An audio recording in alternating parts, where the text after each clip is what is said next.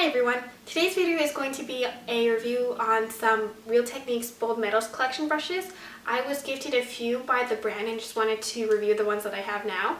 There are 7 brushes in the collection and I wanted to review 4 of them today.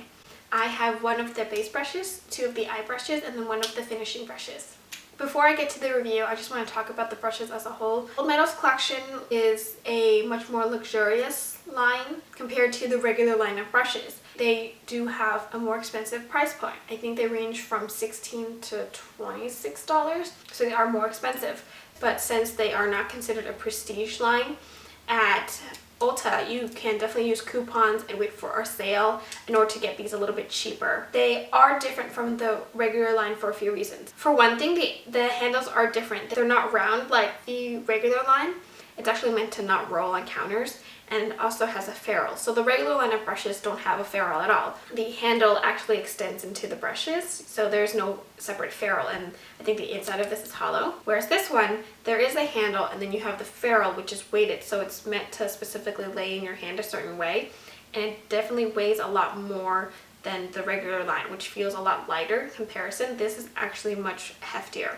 The first brush I have to talk about is the 101 Triangle Foundation Brush. This Triangle Foundation Brush retails for, I think, $24.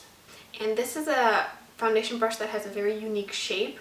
It's got this triangular profile, and then it's got the tops of the brush are sloped to better fit into your contours, and it does have a unique shape, but unfortunately I don't really like this brush. But my problem is that I find that the tips of the bristles are actually quite harsh.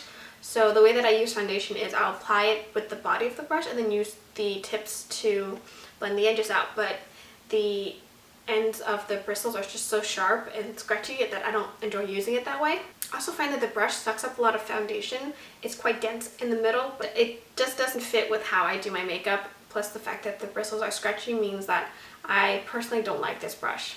The next 2 brushes I have are the eye brushes, and the eye brushes both retail for $16.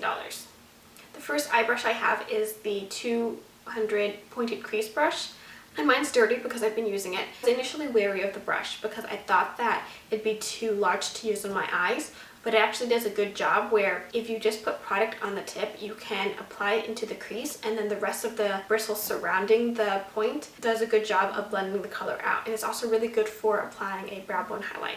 I would definitely consider getting this brush. It's not necessarily a must-have. It does a really good job for the way that I apply makeup. My next favorite is the 202 angled liner brush, and for sure this is my absolute favorite of the 4 that I have. It's very interesting because it's a very petite angled liner brush, and this does a good job of applying eyeshadow to my lower lash line. The bristles are soft but also dense, and so it doesn't hurt my eyes as I'm applying eyeshadow right there. I currently don't apply liner with an angled brush, so I probably won't use it for that purpose. But if you also wanted to use this, say, for applying brow powder or brow pomade, since it's got a very slim profile, you can really apply more hair-like strokes onto your brow. I think it's definitely a must-have. The last brush I want to talk about is the 301 flat contour brush. I think this is $26, so it is probably the most expensive of the brushes, and it's a brush that's meant to apply and also blend out contour. I really don't like this as much for applying powder or cream contour products that are in pans or pots, because I feel like it's a little bit more difficult to get precision that way. I like this in particular for blending out cream contours, especially cream contours in a stick. And this also does a good job at blending out highlighter. So if you wanted to put highlighter on the tops of your cheeks, you can actually apply and blend it out with this brush. And depending on how you currently do your makeup, I would say consider it, but I wouldn't say it's a must-have. Of the 4, I would say skip the foundation brush, consider the pointed crease brush, definitely get the angled liner brush, and then consider the flat contour brush. If this video was helpful, do you have any of the brushes? Are you thinking about possibly getting them? Or are there ones that you already have and you don't like? Feel free to leave a comment below. And thanks for watching.